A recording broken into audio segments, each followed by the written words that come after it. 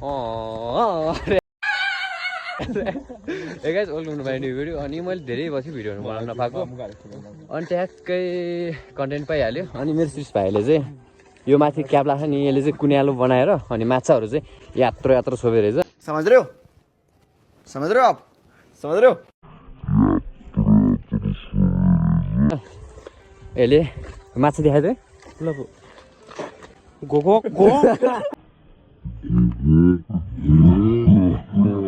अबे साले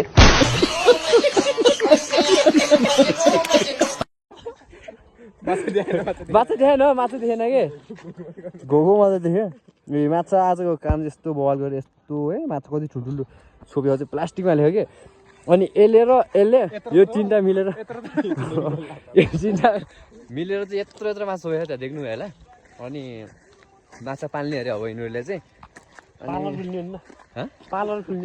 त्यो माछा पालेर पार्लर खोल्ने अरे यसले चाहिँ यसले माछालाई मेकै भनिदिनु। तैँले चाहिँ के गर्छस्?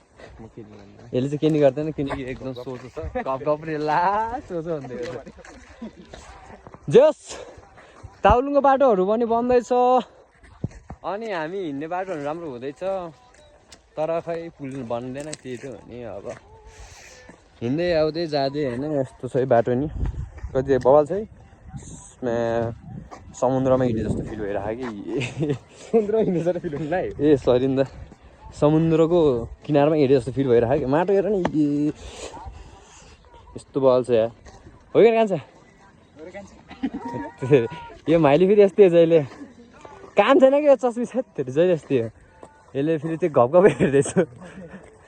ल गाइस पछि मेरो भिडियोहरू आउँदै गर्छ अब बिस्तारै। अहिलेलाई यति नै बाइ।